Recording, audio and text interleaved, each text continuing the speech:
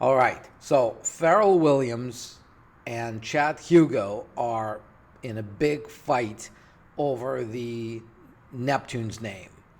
And there's a big lesson here for regular brand owners and entrepreneurs who want to get their trademarks done right. So let me walk you through this article and provide my comments. All right. So with hits like Snoop Dogg's "Drop It Like It's Hot," Kelly's "Milkshake," Owen Stephanie's "Hollerback Girl," and dozens of others, Pharrell Williams and longtime collaborator Chad Hugo rode to multi-platinum success as the songwriting production duo the Neptunes. While Pharrell has become a superstar in his own right over the last 2 decades with solo hits like "Happy" and "Freedom," Hugo has kept a comparatively low profile, but the pair are now in a legal dispute over the group's name, right? And something that often happens when a bunch of people join forces, first as friends, and suddenly they become really successful, and then they start finding themselves with different ideas, different directions, and they need to have some guidelines in terms of who owns what and what happens if one of them wants to do one thing and the other one wants to do the other thing, right? We've seen disputes with music bands, between music band members so many times, right? We've seen Rat, we've seen Quinn Strike, we've seen like all of those disputes. They Motley Crue now and all of that. So but this one is really a really good indication of how not to do your trademarks. So let's keep going. In the legal action, which was filed last week and first reported by Billboard on Monday, attorneys for Hugo accused Williams of fraudulently seeking sole control over the Neptune's trademarks, which they claim is a violation of their agreement to split everything equally. So Williams applied for the trademark in his own name as an individual, right? And Hugo is like, hang on a second, why would you own our trademark, right? The duo have been friends and collaborators since childhood and were inducted into the Songwriters Hall of Fame in 2022. Throughout their over 30-year history, Hugo and Williams agreed to, and in fact, have divided all assets. That's what Hugo's attorney, Kenneth Freudlich, wrote. And by ignoring and excluding Hugo from the any and all applications filed by applicant for the mark the Neptunes, applicant has committed fraud in securing the trademarks and acted in bad faith. Okay. In a statement to Variety, a rep for Pharrell said, "Pharrell is surprised by this.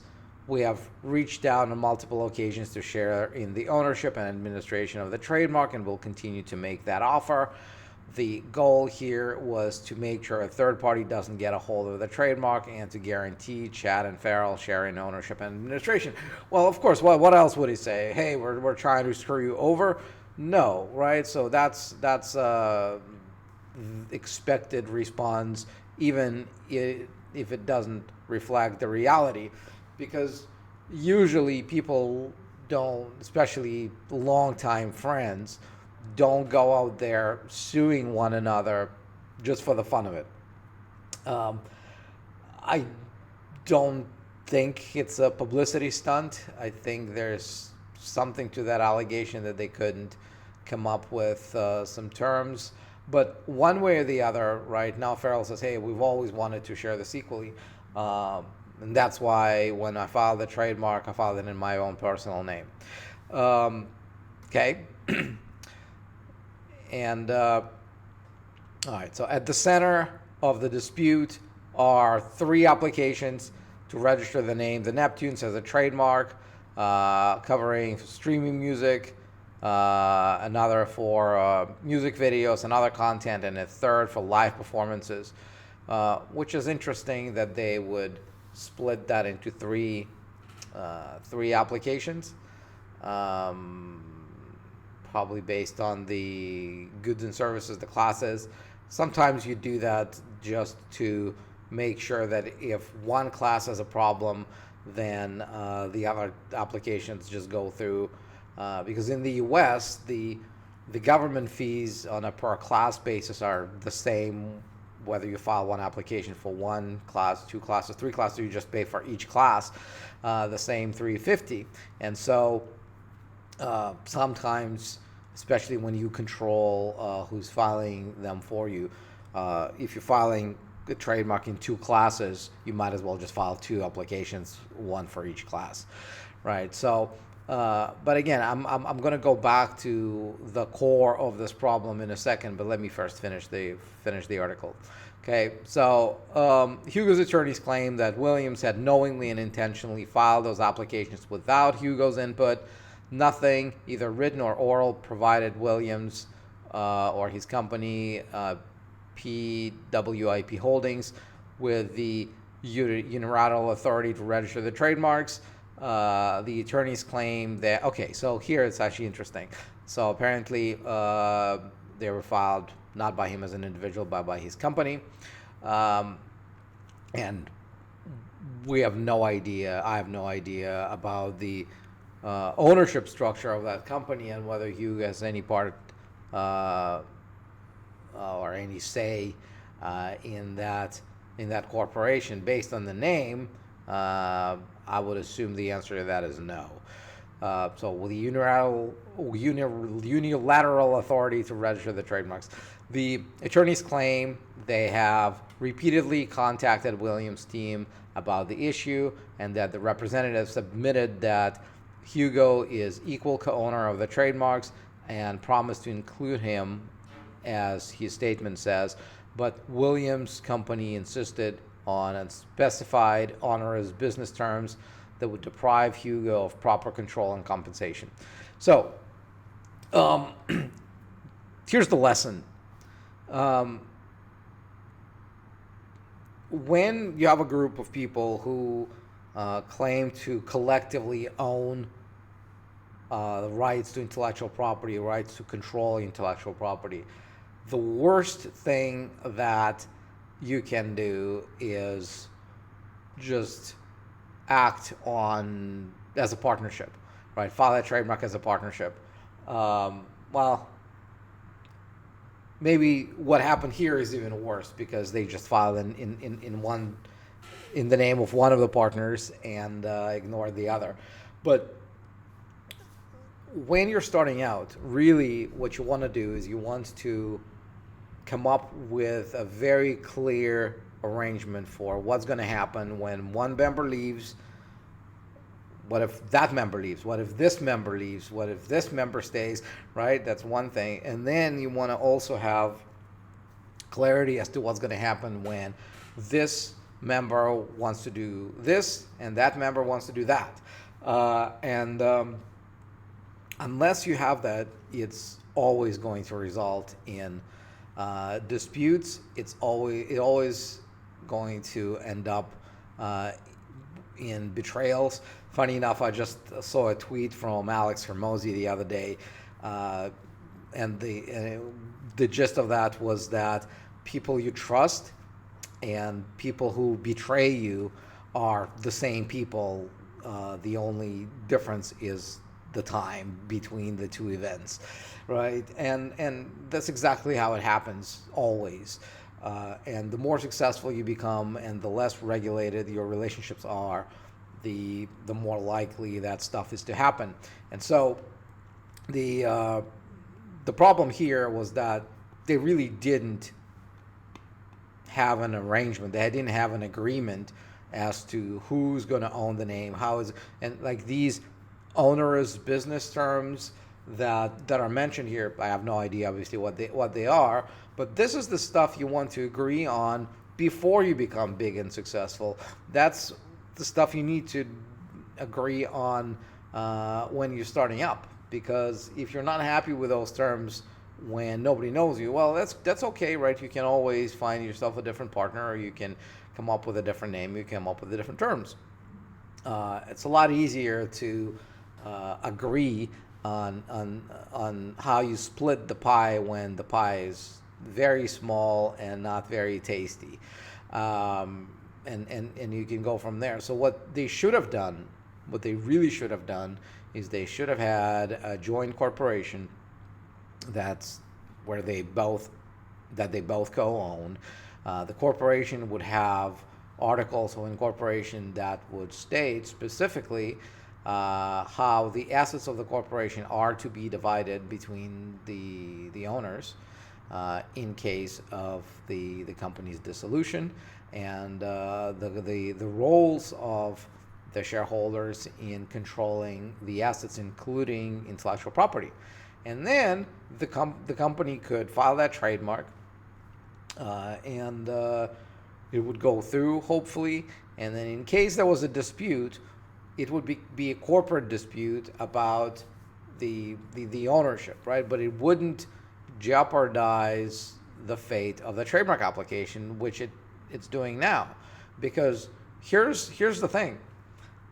If Williams had no right to file this trademark application, and if there's no actual agreement, and he can't claim to be the rightful owner of the name as the individual or as his personal company, then what USPTO could do, or the courts could do, is they could cancel that trademark application simply by saying there was void ab initio, that when he filed that trademark, he knew that he didn't have the right to do so. And anyone who files a trademark now for the same name could actually prevent the two of them from coming to peace and agreeing to refile that trademark, because then they'd have to file that other trademark that someone else would have filed, right? And that's a really dangerous way of doing things. And so when I mentioned, it's dangerous to do partnerships, most countries won't let you file a trademark in the name of a partnership, because partnership is not a legal entity. It's just an arrangement between two or more parties to act in tandem to accomplish certain business goals together. And usually those partnerships are not detailed enough to untangle disputes like that, right? So I always recommend, even if you can, like for example in the U.S. you can't file a trademark in the name of a partnership, we always say don't do that.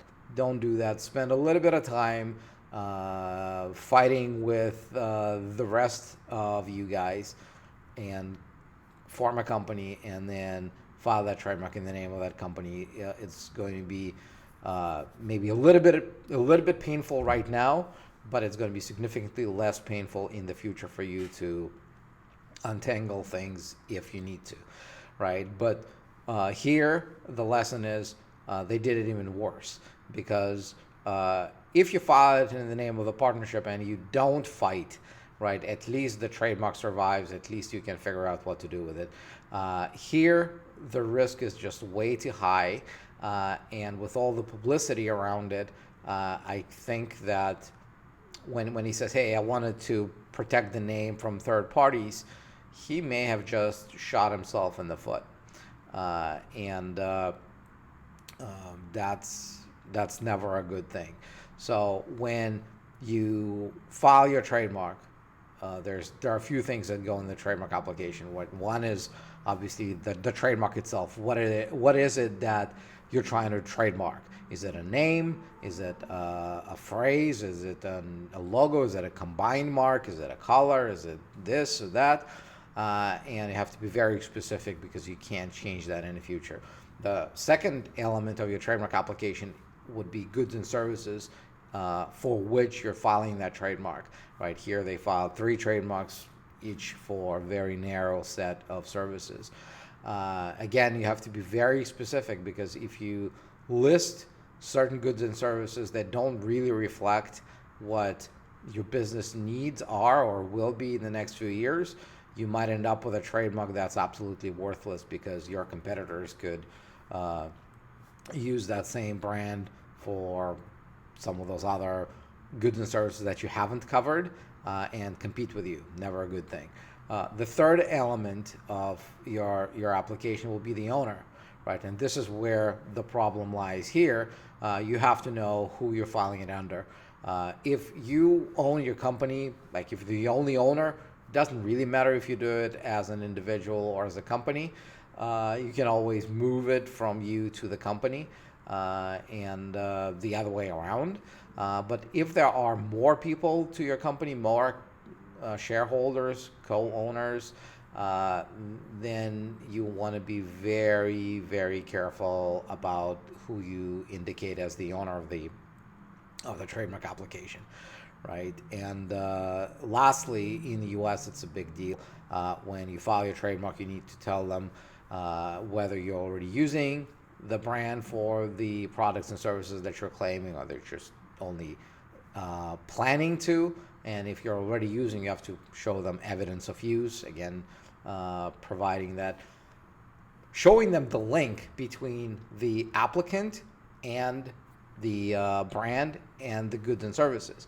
So if here in this case, Williams says, hey, we've been doing this for 30 years, the obvious question that USPTO could ask would be, so you say, we are doing this, we being who? And well, he'd say, well, it's Hugo and me. And the obvious question you could get from the USPTO is, so why then do you file in your own personal name or in the name of your company? So that's important, right? Do you see how all those things are connected? And that's why it's important for you to get your trademarks done right. The trademarking process takes over a year in the US, and by the time you find out that your trademark didn't go through, you could end up losing a lot of money. So make sure that you know what you're doing with your trademarks. If you need any help with getting your trademarks done with a guaranteed result for a guaranteed budget, that's something that Trademark Factory can help you with. So if you go to trademarkfactory.com, you can request a free call with one of our strategy advisors, and we'll be able to help you with that. So post your comments below if you have any questions, if you have anything to say about this particular dispute or the lessons that I shared with you. And I'll see you in the next video.